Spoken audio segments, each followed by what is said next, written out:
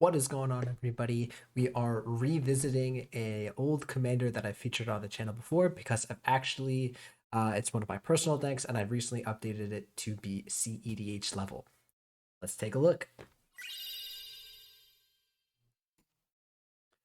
What up, what up, what up? Welcome back to my channel. I'm Roxora, and here we do all things Magic and Magic Spell Slingers. Today we're back doing another Commander deck where I take a look at a deck list, talk about the Commander, the individual card choices, as well as the strategy overall. If you have a deck list that you want me to review, you can do so in the comments below. I also have a Discord where I have a dedicated channel where I take tons and tons of submissions. And while you're at it, remember leave a like, comment, and subscribe. So today we're revisiting a commander that I've actually done a deck on here before if you're a longtime viewer of the channel.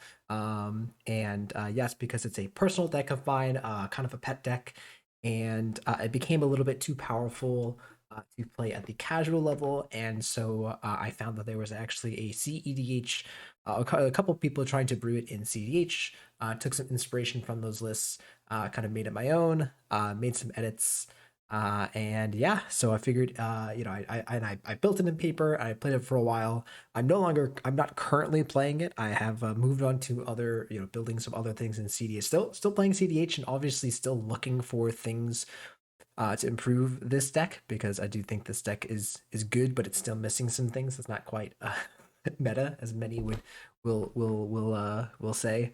But yeah, let's go ahead and get into talking about the commander and the list. All right, so pretty much all of y'all should recognize Vadrik Astral Archmage. There's one blue red for 1/2 legendary creature, human wizard, from Innistrad Midnight Hunt. If it has involves the day night mechanic, so if it is neither day or night, it becomes day as Vadrik enters the battlefield. And then if no spells get cast during the active player's turn, it flips to night. And then if two spells were cast during the active player's turn, it flips to day. So instants and sorceries will cost X less to cast, where X is Magic's power. So at a base rate, as I think I've talked about before, this is a Goblin Electromancer. But whenever day becomes night or night becomes day, anytime the night cycle shifts, you put a +1/+1 counter on Vadrik. So it's going to get 1 power bigger, and meaning that the discount to your spells will be larger. So yeah, this is like such a cool card. It didn't really see any play in standard or really any other format, for any play particularly. But yeah, I really enjoyed this card in EDH. So and I had a lot of fun playing the casual deck, so I'm really excited to kind of show off this deck. I'm not the only one that's tried to do this. Again, this I got some inspirations from some other people on YouTube, some other deck lists. So yeah, without further ado, let's get into the list. All right, so here we have the deck list. I will note that again, some of the deck names, some of the stuff from the primer, and all of these things are kind of taken from other resources. I didn't make everything here. I want that not trying to steal anybody else's work here. So but yeah, essentially what we have here is a blue red, or is it storm list, very similar to what I had played at the casual level, just turning all the dials up to 11. And in fact, a lot of the main combos are actually still here.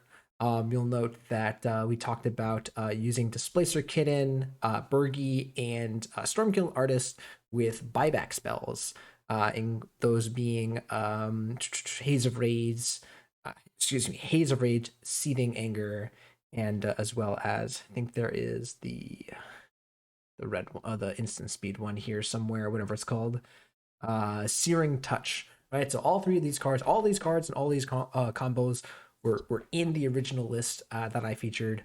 So yeah, still trying to do the same stuff, but again, just using more powerful cards, more powerful acceleration to reach that point. So yeah, so still trying to get Vagic's power up, cast large spells, and storm off from there. So first, I guess I'll talk about the creatures here because there's not a lot of them. There's 9. Again, we're a spells-based deck. I think we had Archmage Emeritus as well at the other one. These are all pretty standard, right? So Bergie, Displacer Kitten, Stormkill Otters, these are all things that we've talked about before. Obviously, we are playing Dockside Extortionist because this is cEDH, card is broken, card should be banned, yada yada yada. I feel like this goes without saying. Dualcaster Mage is here because it combos with the wherever it is, Twin Flame. All right, this is a combo that a lot of people should be familiar with. It's a pretty easy combo to explain and perform, but obviously it's very interactable. The benefit of this being that it's a mono red combo, so it can be put in any red deck.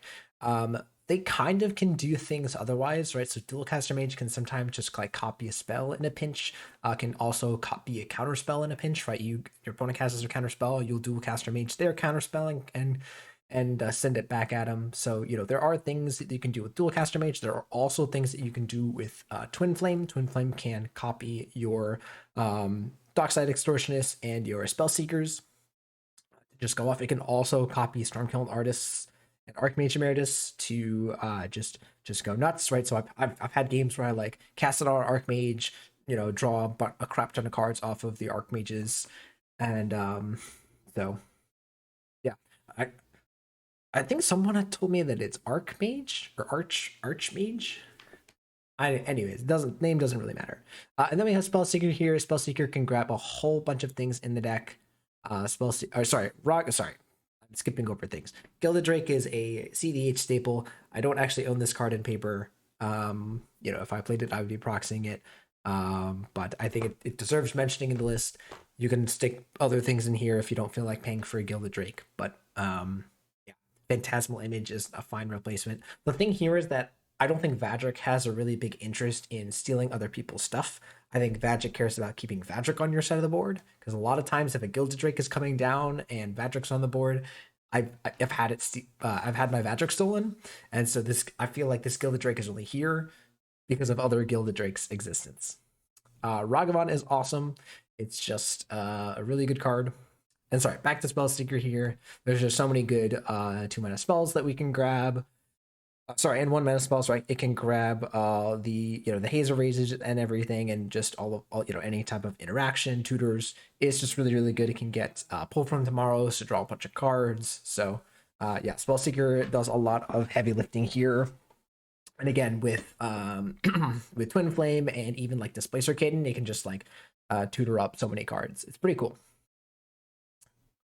And then we can kind of talk about some of the just the general spells here. So we are running as many wheels as we can. So we have Wheel of Fortune, Wheel of Misfortune, and this is a budget replacement for Time Twister. Obviously, again, if you are proxying or whatever, you can do this. But I would argue, like, I still think this is playable. I would argue that in some cases it's even better than Time Twister, because you can Lion's Eye Diamond and then flash it back. Right? If this is like, if you have no cards in hand and this is in your graveyard, it's just really powerful. It is also 2 Time Twisters instead of just 1. Right? If you cast the first time, you can cast it the second time and get two wheels instead of 1. But again, of course, the front side is pretty bad. Again, that downside is lessened if Vadrik's power is large enough. But again, budget replacement, use it, don't use it, that's up to you. Like it, don't like it, doing what I gotta do. And then we have right, so those are the wheels. The sorcery slots, we also have some tutors here in Gamble, and that's it. Sorry, in Merchant Scroll. Merchant Scroll, just getting us any of our instant speed interaction. We talked about the buyback spells. Pass in Flames is an obvious one. That was also in the other list. Ponder, Preordain for cantrips. Rite of Flame helps you cast a turn 2 Vadrik. That's pretty important. Solve the equation for more tutoring. I didn't mention Windfall. We have more wheels in Windfall. Mistress Command is a new addition that I actually have not tested myself, but it just seems so obvious. All 4 modes on this card are amazing, and you get to choose 2. So it can double Vadrik's power, can kill a creature, and it can also just like wheel your hand. Yeah, it just seems really, really good. Again, the worst part about this card is that it's a sorcery. All right, and then onto our instance here, we just have a bunch of interaction and card advantage spells. So I think a braid was in a bunch of lists. I think so is Brain Freeze. Brainstorm. Brain freezes here because it is part of the Underworld Breach combo. So that is another combo that we are running in our lists here. We've got Underworld Breach, Brain Freeze, and Lion's Eye Diamond, which if you don't know is just a great way to just end the game. You mill yourself out and then you mill out your opponents with a bunch of Storm from Brain Freeze. Brain Freeze, is actually, might look kind of silly, but it's actually fine to cast normally if you have something like Archmage or Stormkiln, because remember that the Magecraft counts for copying spells, and that's exactly what the Storm Trigger does. So these Storm cards are pretty okay to just cast, even if you don't have Underworld Breach out. Now you shouldn't mill yourself. I don't really want to target myself with Brain Freeze as much, and also you should be careful about targeting other people with Brain Freeze if they have red in their deck, because again, Underworld Breach is a card. So, but other than that, again, if you know that someone is a decent target to just mill out, you can always just target them with Brain Freeze. This also can just like wreck top tutors like Mystical Tutor, Worldly Tutor. I've done that a couple of times, so it's interesting. We've got the classic Cyclonic Rift, Deflecting Swat, just a bunch of counter spells, Delay, Dispel, Fierce Guardianship, Flusterstorm, Force Negation, Force of Will, Mana Drain, Mental Misstep, Miscast, Muddle the Mixture, Pact of Negation, Red Elemental Blast, Spell Pierce, Swan Song. Gotta breathe. These are all the main staple interactions that you would find in these types of lists. What else we got here? Then we have some draw spells, Drown in Dreams. We've got Pull from Tomorrow, as well as Stroke of Genius. These three cards work really, really well when Vadrik's power is large. Yeah. What else we got? And then we have some other kind of generic, odd effects. I guess Electrodominance is another one that I'll bring up. I don't think I knew this when I did my original deck, but I think I had this combo in there because I definitely had Electrodominance and Reiterate in my original list, and these will actually infinitely combo to do infinite damage if Vadrik's power is at 3 or more, right? Yes, at 3 more, because what you do is you cast Electrodominance for X is 3, and then you reiterate the Electrodominance by paying 3 mana, because again the buyback is free if Vadrik's power is 3 or greater. And so with that, Reiterate will make a copy of Electrodominance. When the copy of Electrodominance resolve, you'll be able to cast the Reiterate again from your hand with since it was bought back. And then you can once again buy it back again as you're casting it with Electrodominance, right? So this says you can cast it from your hand. Reiterate says you may pay an additional 3 as you cast the spell. So Electrodominance allows you to buy back the spell essentially, but because of Vadrik's power being 3 or greater, Reiterate's buyback is 0. So you can just do that for infinite damage, kill the board, nice and easy. Fists of Flame just has been such a good card. It draws you a card, and at the very least gets you +2/+0. Trample is also nothing to scoff at. Another new addition, I picked up a copy of Intuition at one point, and it is really, really good. You just pick 3 cards, your opponent gives you 1, and the other 2 go into your yard. One of the great things that this does is just gives you easy access to Pass in Flames. So you just pay 3 mana, they either give you Pass in Flames in your hand or let you flash it back. Regardless, you get to cast all the stuff in your yard, and that's pretty good.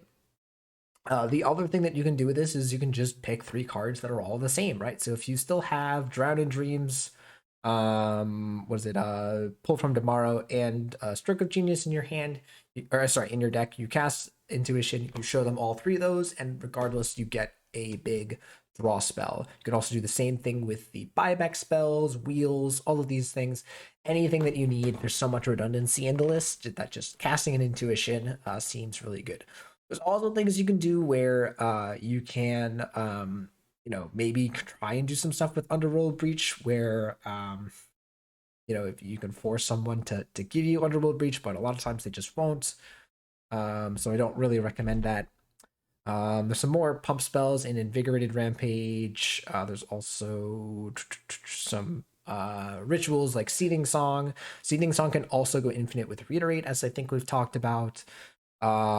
Snap is just a really nice interaction spell. It's really good with Dockside Extortionist, but it also just nets us mana with when we have Vadrik out.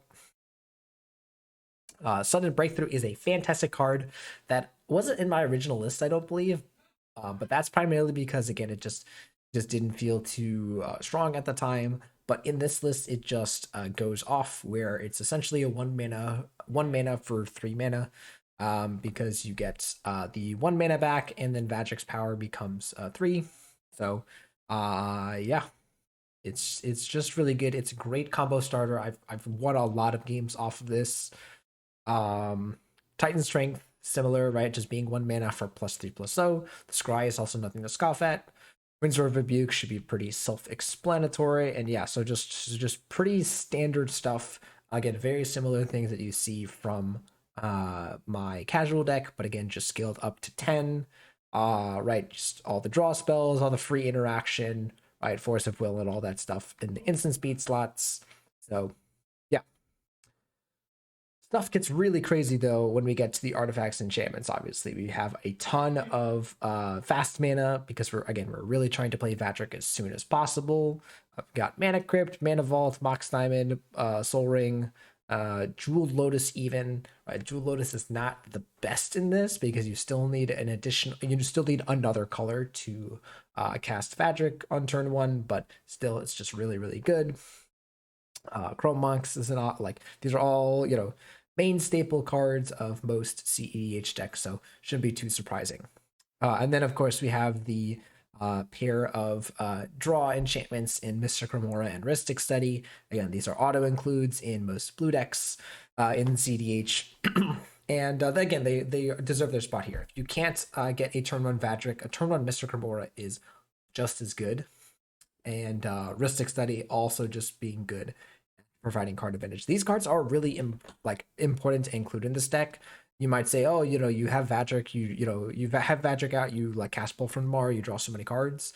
But again, if this deck doesn't have Vadrik out, it really struggles to keep the cards flowing, and so including those there is really awesome. And then I mentioned Underworld Breach. I think we still had Underworld Breach in the previous deck because we also still ran Frantic Search. Do we still have Frantic Search in this list? Where's Frantic Search? There we go. I was like, why do we not have Frantic Search? Yeah, so this worked really well with Frantic Search in our other deck, and it still does, right? So you can kind of use that to loot through your deck until you find Brain Freeze, and then do the Brain Freeze combo. Excuse me. And yeah, that's pretty self-explanatory. In terms of what we're using Underworld Breach for. I don't think I need to go over that card. The lands here pretty straightforward. This is pretty much the exact same as you'd expect to any cEDH deck to run. You got Cephalid Coliseum to screw over Thoracle Winds, Gemstone Caverns to get lucky. Of course, you have Otawara for the interaction. And then just dual lands. Got Volcanic Island. So apologize to your bank accounts, but you need it, especially in this deck because we're really trying to not draw a crap ton of lands in the late game, and so we're running a ton of fetch lands and only a couple of basics and theme vents as fetchable targets. So if you exclude Volcanic Island, you have one less fetchable land, and that can often bite you in the butt. So proxy it or buy it, whichever is most easily accessible to you. Yeah. So again, I don't really know what else to say about this list because again, it plays very similarly to how I play it in casual. Just get out Vadrik as soon as possible. Flip it, or flip it tonight, or do something to raise its power and try and storm off from there. It still struggles from the difficulties that it has, where if you don't have Vadrik out, the deck really doesn't do what it wants to do. But again, that being said, it might even be better in cEDH because there are better means of protecting it. That being Force of Will, Fierce Guardianship, and all these things that let us keep our boy alive. So Uh, right. And then also, again, I think a lot of people don't really know what Vadrik does, and so they'll kind of just look at it and go, okay, yeah, you're doing a storm thing, whatever, I can wait. And, they'll see me cast, they'll see me cast Sudden Breakthrough, they'll go, haha, that's cute. And then they'll be dead. And they won't know it hit them. And that does seem to happen a lot, at least in the beginning. And then again, and then people realize, yeah, this is something we need to watch out for. Um, yeah, deck can just like win out of nowhere. I win a lot of games by resolving Jessica's Will and just like hitting some things. Jessica's Will is a really good card in this deck because, again, if assuming you go turn 1 or turn 2 Vadrik, you can often just follow it up the next turn with the Jessica's Will, get some cards, get some extra mana, and deploy all of those cards immediately. So it just pushes the cart further along the track. Yeah. And this also, by the way, can combo again with Reiterate, assuming it makes enough mana. It can function essentially like a seeding song, because if it generates 3 or more mana, right, Reiterate will just go nuts. Yeah. Other interesting notes to mess around where Flusterstorm is again an interaction spell, because it can also function like a ritual, where if your storm count is big enough, you and you have Stormkill Artist or Archmage Emeritus out. Remember that the storm copies still trigger those Magecraft effects. So I've sometimes even just like Flusterstormed myself to try and draw some extra cards. I've also been in counter wars with Stormkill and Archmage out, and have Flusterstorm in hand, and it just looks disgusting. So that's pretty cool. Drown in Dreams can also function like Brain Freeze when you are trying to do the Underworld Breach stuff. So that's something to look for as well, where you just mill yourself and draw yourself, and you just go through so many cards. The same thing can be said, again, this is common knowledge, but the same thing can be said for Wheel of Fortune, right? Also can be done with Mishra's Command, so that's pretty relevant as well. If you have a certain number of cards in hand, you can just go through your deck with Brain Freeze, like Brain Freeze does. I will note that an issue with this deck, that again Echoes Vias might be helpful here, is Underworld Breach does not allow you to buy back spells. Right, Underworld Breach is already an alternative cost, so you can't use the buyback spells, excuse me, from your graveyard. And it's the same thing with Past in Flames, where if you have Past in Flames and you flash it back, something like Haze of Rage is just gone. And so that's a potential issue, is that if your final win condition is using Stormkill Artist or Burgi to make Vadrik's power very, very large, yeah, that's going to be an issue.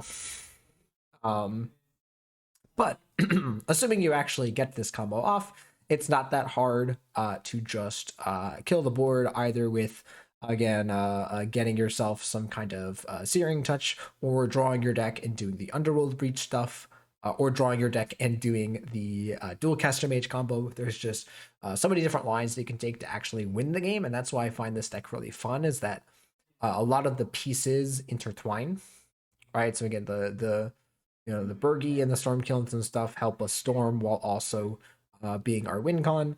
Even Twin Flame can also be a spell that we use. I've had games where I use Twin Flame in combination with Underworld Breach and Dockside to just generate a bunch of mana, and then use that mana to storm off. And then I draw into my Dual Caster, and that's my win con. So like that the fact that Twin Flame can do that and still also be a win con at the end of all of that is so cool. Again, that doesn't always happen, but like it's still pretty interesting. What else can I say? um I'll also say that, like, again, the goal is to turn 1 Vadrik, or at least turn 2 Vadrik at the very least. It's very, very rare and very, very hard, because we don't have a lot of ways to tutor artifacts, and then also this is a 2-color commander, so it's really, really difficult. I've moved on to playing Malcolm, Kid Navigator decks in cEDH, and they're so much easier when you just draw into your Jewel Lotus, or you draw into like Mana Crypt plus Island plus Blue Swords. It's just so easy to do, whereas it's really difficult to have a turn 1 Vadrik, because essentially you'll need something like a Lion's Eye Diamond, or sorry, a Jewel Lotus plus a mana source, or at the you'll need like, oh god, like I think it's been like something like Mana Vault, Arcane Signet Land, and I guess that works, right? Right. You could also do like Mana Crypt Lotus Petal Land, right? So like there are ways to do it. You could also do like uh Mox Diamond Mountain, Rite of Flame. That works. So like there are ways to do it. It's just it has to be very specific cards, right? And it's not easy, right? Like even like Soul Ring Talisman doesn't do it.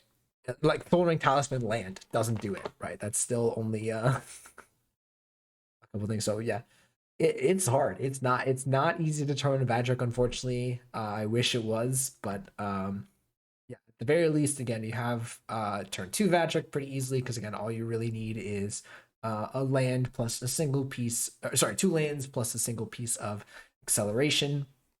That's right. So two lands in Soul Ring, two lands in Mana Crypt, two lands in Chromox.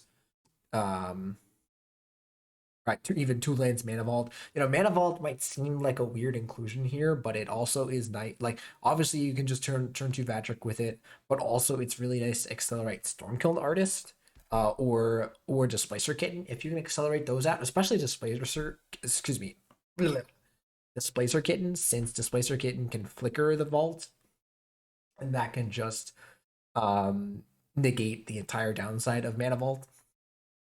So that's pretty cool. What else?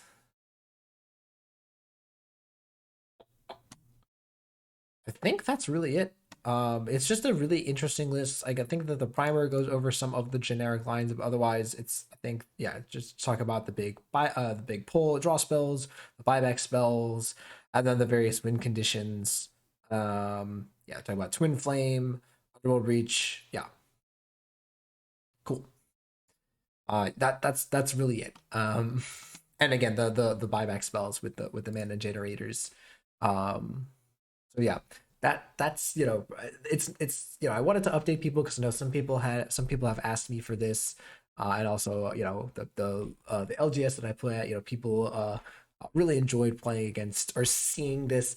I won't say they enjoyed playing against it. Nobody really enjoys playing against Storm, but they enjoyed the idea of the list and exploring all the different things that this list can do and the explosiveness of it. So yeah. Now, obviously, is this top tier? Of course not. Is it meta? No. Is this gonna spike a tournament? No. I'm showing this off because I think it's fun. I enjoyed playing it. It's what got me into cEDH. If you are a follower of cEDH, or if you're thinking about it, one of the things I would talk about is one of the greatest ways to get people into the format or into that mode of play is when they find out that, hey, there's this commander that you play in casual. Guess what? You can actually play it at cEDH, and it's pretty good. And so for me, you know, hearing about cEDH and not really being excited about all the different things that I was hearing about, but then hearing, hey, there's a Vadrik list. That's pretty exciting, right? And that was what propelled me to build this deck and build cEDH, and really start to enjoy the format. So, and again, at the end of the day, it's game. This is fun. You should play what you'll enjoy, and this is what I enjoyed, at least for a certain portion of time. I might go back to it. I mentioned, like, I am looking for things, right? So one of those being like Mishra's Command is a new addition. I'm hopeful that at some point in the future they'll print some cards or whatever that will improve Vadrik, or will maybe there'll be a newer, better version of Vadrik. I highly doubt that, but like something like that like makes this deck or this type of list even better. So hopefully that day will come, and if it does, you'll be the first to know. All right, guys. Hope you guys enjoyed me talking about this list and seeing my analysis. Oh, sorry. I guess what would I give this out of 10? Obvious. 10 out of 10. Best deck ever. All right, you got it. Anyways, if you guys again want to have your deck list reviewed, I'm happy to do so. I'm excited to do so. You can either leave a list in the comments, Preferably it be in something like Moxfield, MTG Goldfish, just some kind of list, digital list like this. Don't just send me text. If you really, really want me to review the list and you want everyone to see it, you can also join my Discord where I have a dedicated channel called Commander Decklist Submissions, where you can just post a list and I will have it saved right there so I can look at it at any point and get a video up about it. All right. Thank y'all for watching. Remember, like, comment, subscribe, and I'll see you for the next video.